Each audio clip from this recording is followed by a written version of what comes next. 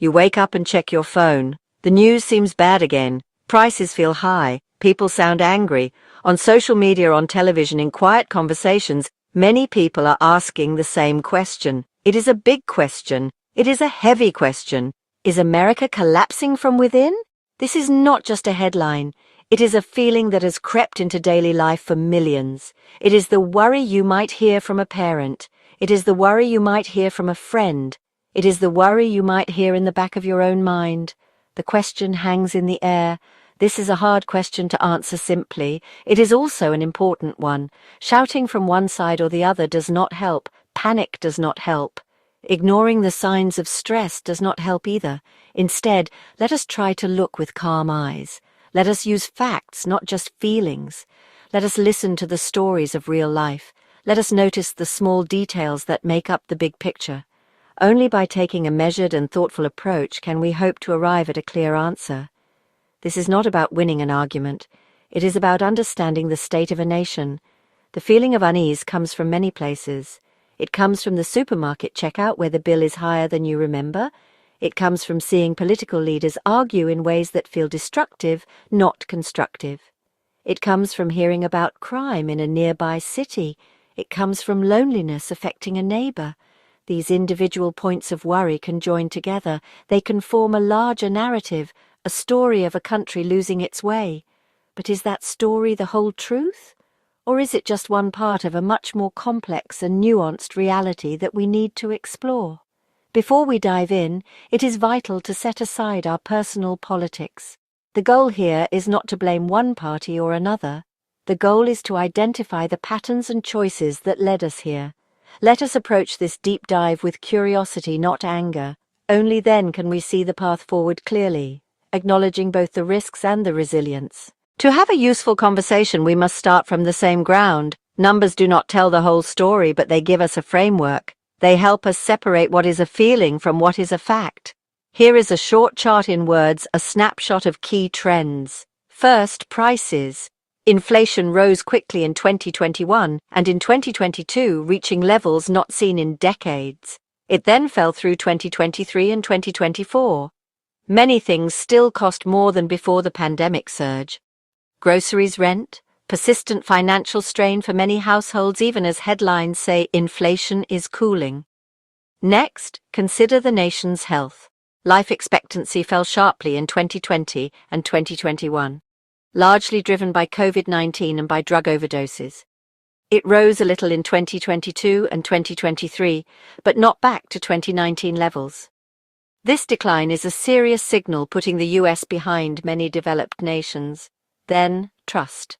Public trust in major institutions is near record lows, especially in the US Congress, persistent over much of the past decade.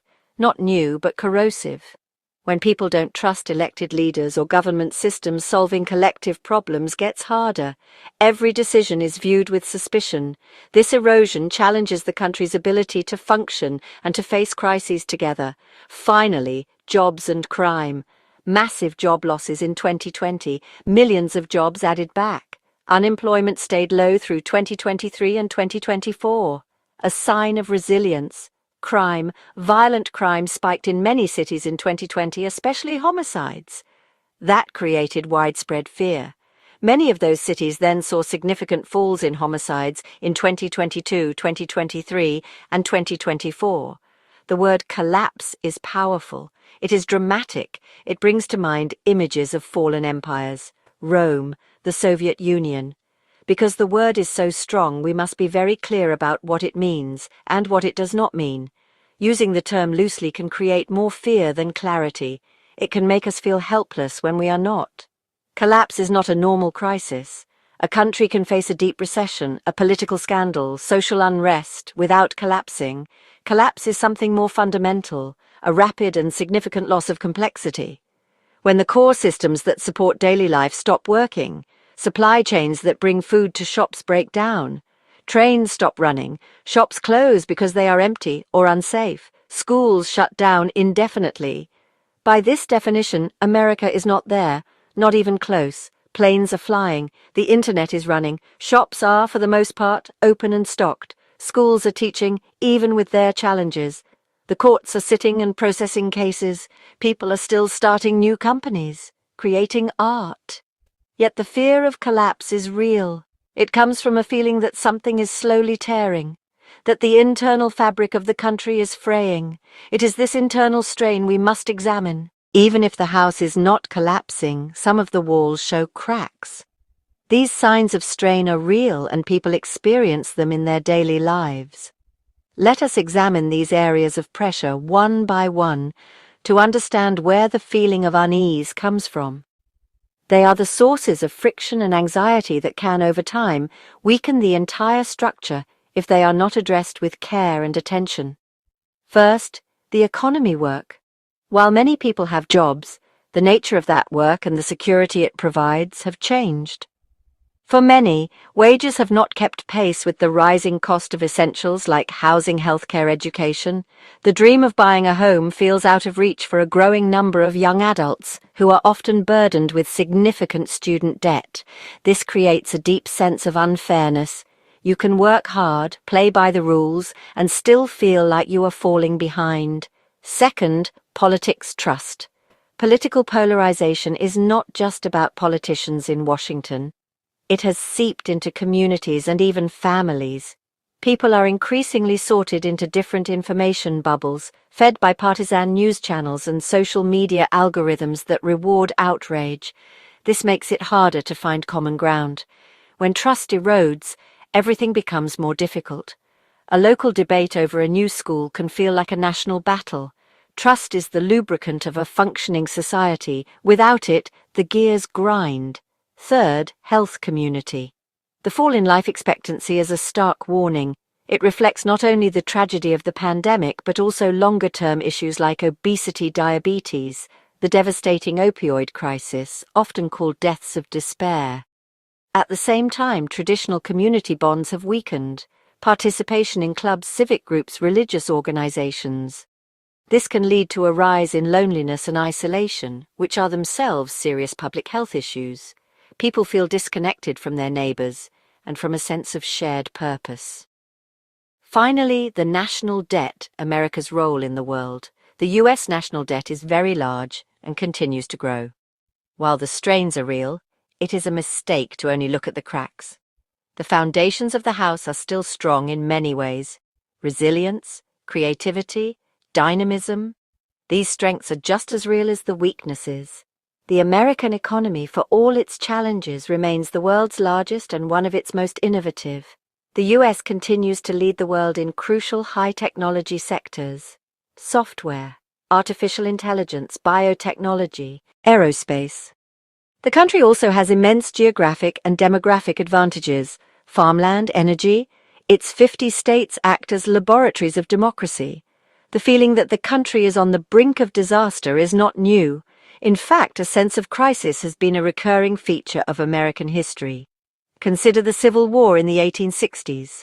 That was a true collapse of the Union, a brutal conflict that tore the nation apart and cost over 600,000 lives. Compared to that, today's political divisions, while severe, are not a civil war. In the 1930s, during the Great Depression, the economic system truly did break down. A quarter of the workforce was unemployed. Banks failed. Millions lost their homes and farms. The late 1960s were another period of profound turmoil. In 1968, the country was rocked by assassinations, cities burning in riots, university campuses convulsed by protests. In each of these cases, the country did not collapse. It adapted. It changed. After the Civil War, the Union was rebuilt, though the struggle for racial justice was far from over. During the Depression, the government created a new social safety net regulatory framework. After the turmoil of the 1960s and 1970s, the political landscape shifted, and the economy eventually recovered. The process was never smooth or painless. Not all the changes were for the better. But the core system, bent by immense force, did not snap. It found a new equilibrium. This history of adaptation is a key part of the American story. Furthermore, despite current pressures, migration has historically been a profound source of energy and renewal. Newcomers start businesses at high rates. They fill essential jobs. They bring new foods. They bring new music. They bring new ideas. There's also resilience at the community level. While broad measures of social connection may be down, people are still finding new ways to build community. People still coach children's sports teams. They still care for elderly neighbors. They still start book clubs and hiking groups. Finally, the core principles of the American system, though under stress, have not been abandoned. The ideal of free speech, the rule of law, the peaceful transfer of power. The system has checks and balances designed to prevent the concentration of power. The system has been bent, but it has not broken. This institutional framework provides a foundation for recovery and renewal. So, let us return to our original question. Is America collapsing from within? The evidence we have examined leads to a clear two-part answer. The short answer is no. The country is not in a state of collapse as we have defined it. However, the long answer is more complex and more serious. America is experiencing deep internal stress across multiple fronts. The house is not falling down, but there are significant cracks in the foundation and walls that require urgent repair. The nation is caught between powerful forces of strain and powerful forces of resilience.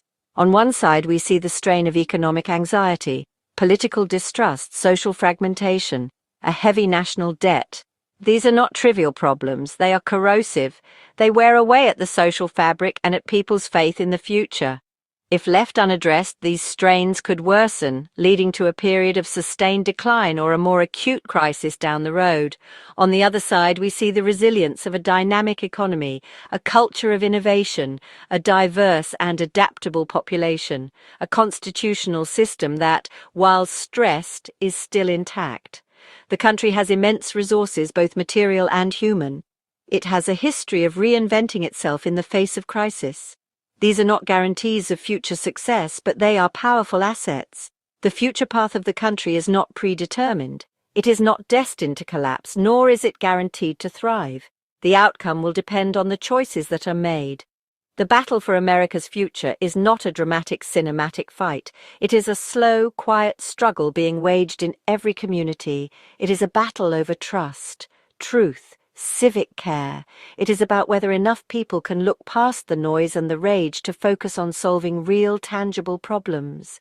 It is about whether the country can repair its shared institutions and renew its sense of common purpose.